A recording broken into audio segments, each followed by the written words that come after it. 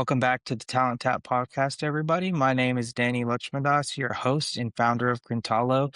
We help businesses generate consistent qualified client opportunities through an AI-powered growth engine. And with us today, we have Spencer Horn, founder of Altium Leadership and Coaching. How are you doing today, Spencer? Fantastic, Danny. Great to be with you. Good, great to have you on. Where are you calling in from today? I am in the Salt Lake City, Utah area and just southwest of there, and it's a beautiful cloudy day, and hopefully we'll get a little more snow for this season. We need it desperately out here. Yeah, I think it's done snowing here in Tennessee. We had once good snow over the year, and that's about all we get. We might get two or three max, but one is where we're at for this year. We had a tornado warning last night here, so it's getting into My. tornado season here. It's kind of crazy, but yeah, we're getting through it here, moving into spring and summer here in Tennessee. Yeah, definitely beautiful. The dogwoods are starting to come out, right? Yeah, the pollen, the allergies, everyone's sniffling and blowing their nose right now. Yeah. It's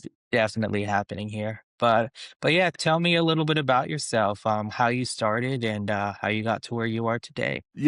Great question. I mean, I always was taught to work. My dad was an immigrant from Germany. My mother was Canadian. They settled here in Utah, and my dad, he was an entrepreneur. I remember I worked for him when I was 12. I worked as a dishwasher at a very high-end restaurant out here called Le Caille. It's this big French estate restaurant. And so, I mean, I've worked my whole life, and then I learned from my mother, you gotta go to school. So I went to school and got a master's degree in economics, and then just went and worked out in the corporate world. I started out of college as a vice president of a publicly traded company, and we developed IMAX theaters and tourist destinations. And then I went on from there to consult other companies on how to do that. Lots of different jobs.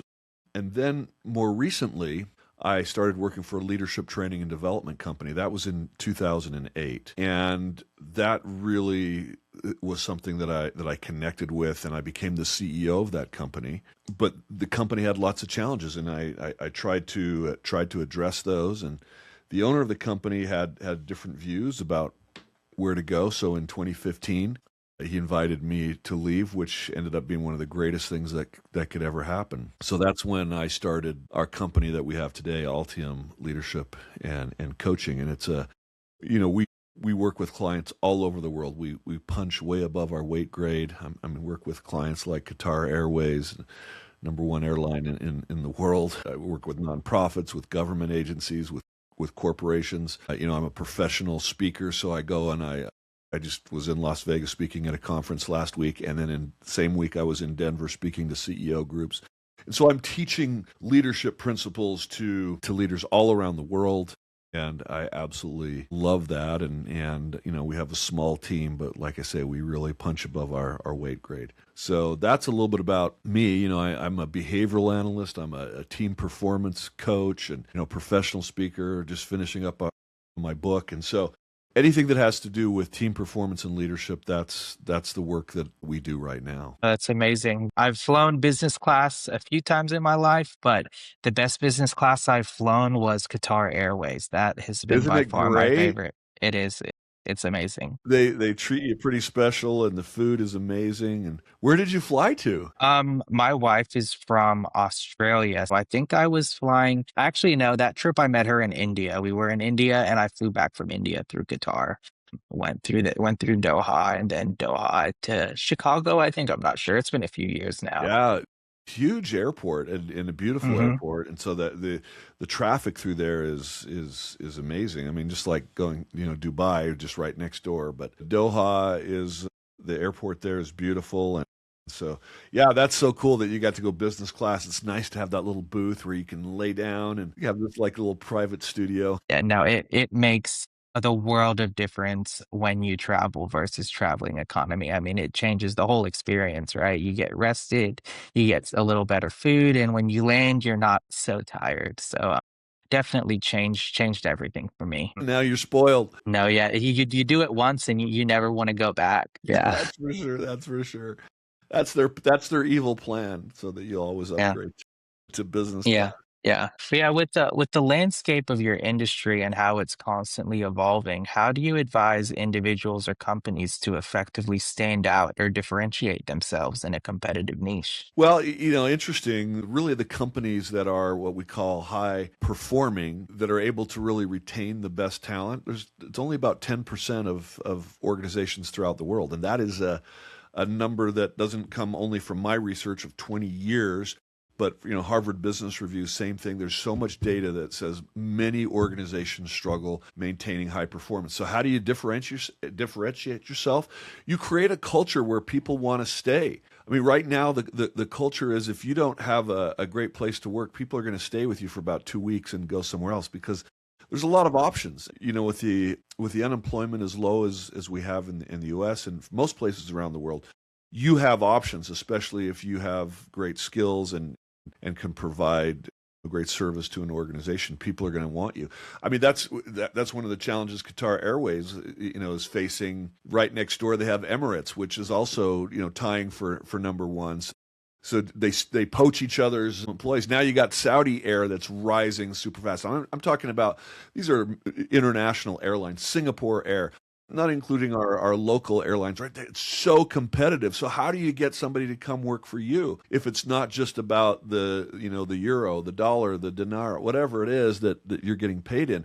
It's a place where you love to be, where they value you, and you can make an impact and you feel appreciated, and where you love your work. And there's a couple of things that cause people to love their work. And it's not typically what people think. It's not pay, it's that they're valued and appreciated, and that they're challenged, and that they can contribute.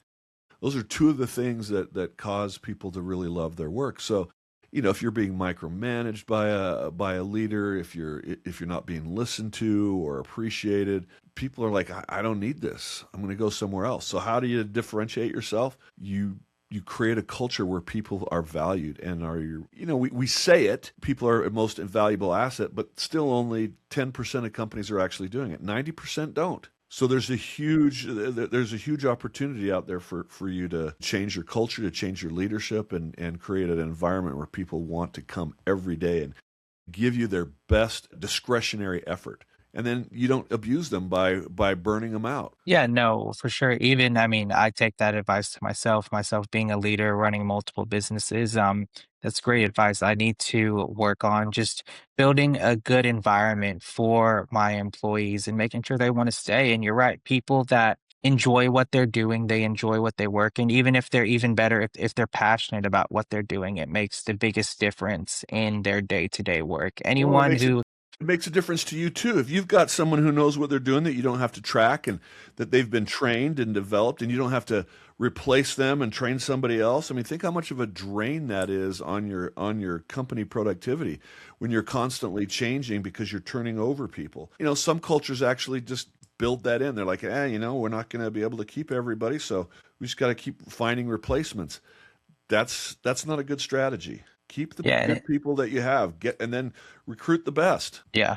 And I always say treat your employees well, especially the ones that do well. Because again, like you said, when people turn over, you're spending time and money to train someone new, and that always gets a business owner down. When someone leaves, then they got to think about, oh, I've got to train another person and make sure that they're going to do the right thing. And it's an ongoing cycle with a lot of businesses these days. The turnover rates and business leaders having to go in and retrain over and over again. Absolutely, absolutely correct. As we look forward to 2026, do you see any emerging trends or shifts that you anticipate will have the most significant impact on Well, I mean, businesses or even the coaching industry? yeah, I mean, the technology is impacting us. So you've got some companies that say, we don't need a coach. We just go to AI and they'll tell us what to do. And of course, that's you can get the past experience, and you can get some coaching techniques, but you're not going to, unless you have somebody that actually understands coaching, you're not going to be able to apply those principles in a way that has an impact. So yeah, I mean, you can learn, what's cognitively what it is you can do with AI, but AI can't connect. or create relationships or create trust. It can give you some of the steps to do that, which is helpful. But I think there's so much more needed than that. I mean, a lot of, like I said, only 10% of companies are high performing. So obviously some people are resistant to it, and they haven't made the connection between, that positive culture and ROI and the bottom line. So you've got to help them do that. And ROI is not going to sell them on, excuse me, AI is not going to sell them on that ROI. So the trends are companies are relying more and more on AI, but it doesn't seem like our jobs are getting that much easier. We're just able to do more as individuals. We're able to leverage ourselves, like we have this prosthetic on us that makes us machines, that we can be more productive. So our lives aren't even getting that much easier. Yeah. No, and I seem to say this on every podcast I have, but AI cannot replace the human element, the empathy that humans have, the discernment that humans do have. AI cannot replace yet. Maybe that might change, who knows? But the human element is still very much needed. I think AI is making people and businesses more efficient in saving businesses time, right? Saving businesses time on tasks that they could delegate to AI, or whereas that business owner can delegate more time to business development or things that matter more. But again, Yeah, I the mean, human element is very much I needed. definitely leverage it for efficiencies, right? Note taking, marketing plans, of evaluating different things, for helping me write letters and articles and posts where I say, here's what I want, here's what I'm focused on, here's the message, and then it puts things into perspective. It edits my emails, and so I'm able to do so much more and put higher quality content out there because I have, some assistance with AI. But it can't replace my voice. I train it in my voice, right? There's work that has to be done to teach it what I think and how I talk, and so that's great. But you still have to. I'm the one who says, here's what I want to focus on, here's the issue, and I use it as a way to support me so that I don't. But then in a way, it makes me lazier, right? So I'm not thinking as deeply about things. It's like, oh, I'll have AI do that. And then our skills start to atrophy. I mean, our creativity can atrophy. Our ability to solve problems can atrophy because, well, I'll just ask, Chat or Claude or Perplexity or Gem, whatever it is that you're using, and that's a cost. Yeah. No, and there's lots of debates on it. Even with these self-driving cars, people will have a car that drives themselves, but what if they forget how to drive and then they have to go and drive again one day? I mean, it is taking away from those skills that you've nurtured over time. If you don't use your brain, it's like a muscle. If you don't use it, it will atrophy. You have to keep using it and keep building that brain power, right? And AI does take some of that away, so you've got to be careful and make sure you're still working, right? AI will be that time efficient tool, but if you're not putting your brain to work in other areas, you're definitely gonna be losing in the long term. Yeah, find ways to leverage your creativity, and then you can use the technology to help edit and refine, but figure out how to use your brain and to continue to challenge yourself. And so I think that's some of the trends. So what could happen? Well, I mean, I've even talked to people in the military that said, hey, we adopted new technology, and then everybody lost the ability to do that thing that the technology replaced. My supposition is that if we as individuals are losing some skills, we're going to lose opportunities. But if we take this chance to say, I am going to make sure that I maintain my brain, my skills, my creativity, I'm going to be a unicorn in the future that people can't avoid or can't afford not to hire. Yeah, yeah, and I believe that even with the way the industry is now, with people finding jobs, so many people are getting laid off. I think maybe people should learn more about AI. Maybe those will be the jobs that will be emerging in the next 3 to 5 years. Businesses looking for people that know how to use AI effectively. Yeah, yeah, Wow. you have to. I mean, you just can't. So companies are relying on individuals to be less specialized because it seems like for years it was just specialized, specialized, specialized. Now you've got to be able to do everything. And AI can fill in some of those gaps for you, certainly on repeatable tasks. But anyway, we're not telling anything new here. I mean, I just find that for me, AI is a multiplier, is as a leverage tool, and hopefully people are finding it, using it in that way as well. Yeah, yeah, for sure. And it's just about people being an open book and be willing to learn, but also be cautious about how they're using it and making sure they're Yes. using it the right way, right? Yeah, Yeah. don't just rely on whatever it says. Edit it and challenge it. And it's one of the things I get frustrated because it's like I ask it a question and, oh, that's so smart. Oh, you're so good, Spencer. Mhm. I'm like, really? Tell me what I'm doing wrong here. Give me some bad news. Yes, tell me the good things, but how can I make it better? And so I have to kind of challenge it, saying, stop being so fluffy. Yeah, and I think that's what the prompts, and I think that's what people have had an issue with Chat GPT specifically, is it's always so positive. Any idea you give it, anything you say, You're it will it so will it will smart, always Danny. You're reinforce. so handsome, Danny. Oh, well, how did you ever think of that, Danny? And then what happens is like, oh, yeah, I am amazing. And then how come I didn't get a raise? Chat told me how amazing I am. Yeah. Yeah. And I think you can prompt these AI tools to not do that. So people just also need to learn about prompting the right way. That definitely it makes a big difference. Yes, and that's where I think one of the challenges that we have in our development is we don't always want to hear bad news. Learn how to receive feedback, ask for feedback. I'll give you an example of how I did that. I had a coaching session with one of my clients, and it was a really challenging situation.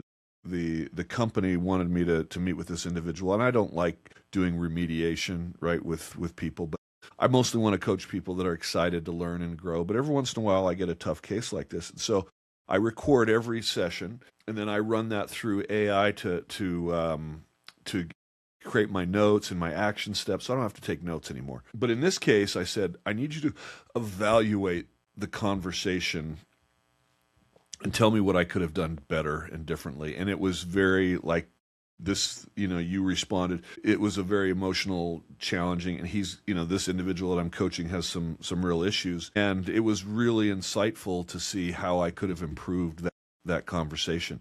And I think that is a wonderful way to use it. If you don't have somebody watching you and giving you feedback and mentoring you, record your conversations and say, hey, here's what I'm doing. I put my keynotes through it. Edit this. How can I make it better? How can I connect more with the audience? How can I make the message more about them instead of about me? And that's a way that you can leverage AI to really give you just a criticism, a feedback on what you can do to improve. And it's not always comfortable, but for me, it's actually easier coming from a machine than from a human. And a lot, I would say a majority, I don't know if a majority is correct, but a lot of people in the world don't take criticism well. They don't like to be told what they're doing wrong. But I believe that the more successful people do take criticism well and learn from it and grow from it, right?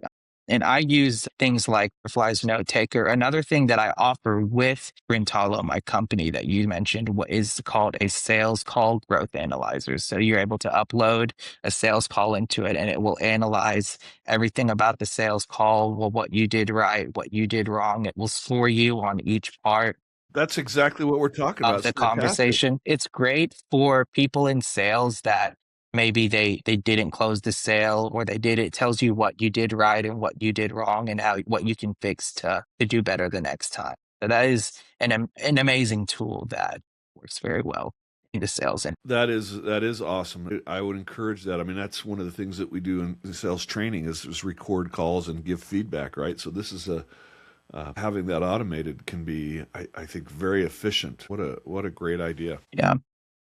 Would you say there are any common misconceptions or fears about AI that you frequently encounter among business leaders? A couple things, obviously, that do you trust do you trust a system with all your information? You can create closed custom chats and bots basically that are yours and not available to anybody else. And there are firewalls just like they are within, if the server existed in your own properties. That's one thing is, do I trust it? Is it gonna do me right or do me dirty? And then you have to always double check it because it is true that sometimes it gets spoofed and sometimes it hyperventilates, or what do you call that, when it hallucinates, and so that's frustrating for me. Is I find myself using um, different AIs because some work better than others for things. So I'm like, okay, it's not responding here. Let me take it over here, and I get what I need. So that's one thing, is that they're afraid that somehow their information can be stolen, or it's not safe. I think the other thing, boy, I had something in mind here. The question is, what are the challenges? Yeah, and misconceptions that you've seen people have. That I think that's the number one. And then I don't know. I mean, there's so many more. That what are you seeing? Like you said, the biggest one I've seen is people not trusting the AI, or people being afraid. A big one is people don't want to use AI because they think it's going to replace their job. But see, that's the problem. If you don't know how to use it, they're going to replace you with somebody that does. So it's actually job security to learn it, understand it, to leverage yourself, learn how to increase your efficiency and effectiveness. You're going to be replaced. So that's the fear. So a myth is that it's going to replace everything you do. It can't. It can't do everything you do, but it can certainly leverage you. And if you're resistant to that, we're going to find someone that utilize AI, because again, it is about efficiency and return on investment. So if I can get one person to do the work of two people, but they don't feel like they're doing the work of two people because they've leveraged systems and technologies, then that's what companies are going to do. But if you're going to resist that, they're going to find someone who will. Yeah, no, I heard someone say the other day that really resonated with me, really relevant to this. He said, "I'm not scared of AI replacing me. I'm scared of someone that knows how to use AI replacing me." So, and I That's do the think right that attitude. Yeah, do you think that's where the world is going, and I do. I jobs will absolutely be do. emerging. I Jobs will be absolutely do. emerging where businesses are looking for people that know how to use it effectively. Yeah, I mean it is. It's just it's a skill. It's like a prosthesis. It's helping you to. I look at. I used to do the what's the future of technology, and is it this or that? And I would show a sign of Arnold Schwarzenegger as the Terminator, or Bucky with the prosthetic arm Yeah, from the Avengers. Which is it? Which is the future? It's not Skynet. I believe it's Bucky, where you got that arm that can be really strong, if that makes sense. yeah, Or no, even the Matrix, right? Where you want to learn how to fly a plane, plug into your brain, and all of a sudden you can learn how to. But you still need the pilot to fly the plane, right? yeah, no. I'm a big movie buff, so I love movie references. Love all those movies. Yeah, I love the Matrix. You still got to have real people, Hmm. but they plug into the machine, and okay, now I know how to do kung fu. So it's No, it's that's it's it's it's shortening the learning curve on certain things. It's expanding our ability. If you don't have it, your emails are going to go out and sound stupid. yeah, for sure. And you got to have someone overlooking that and overseeing it. That's right. That's right. But to close this podcast out, what do you have planned for the future of your company? What do you have planned 2 to 3 years? So my hope is to purchase another company, so merge into some other company where we're growing, and we just are able to expand our services, and partnering with other coaches and speakers around the world. We have a great system and methodology that we're using to help companies become high performing. I actually provide a demo. It's called a team leader view, that an executive can take an assessment of where their culture is at, and see where they are in the continuum of the ability to sustain productivity, and to keep their best people. And it's a great tool, and that's a tool that you can really help identify where your strengths are as an organization, where your weaknesses are on your ability to sustain. And in AI, we're using AI to constantly improve the assessment tools, and how we evaluate what's going on at a company. But nothing is going to replace you as the leader, and learning, and how can I make my organization better. So we provide the tools for that, and the coaching methodologies that leaders use, or they hire us to do within their organizations. So No, my goal is to grow, and get that number from 10% high performing to more. 50 would be great. yeah. No, that's amazing. I wish you good luck and goodwill. Every business owner's dream is to keep growing, right? Keep growing and keep growing. That's the right Absolutely. attitude to have, and I hope you do well in the Thank you, future. Danny. Appreciate that. Thank you for coming on. It was a pleasure speaking to you, and thanks everyone for listening. I'll drop Spencer's LinkedIn URL in the description. Y'all go give him a follow. Check out what he's doing. Thanks everybody, and thank you, Spencer. Thank you, Danny.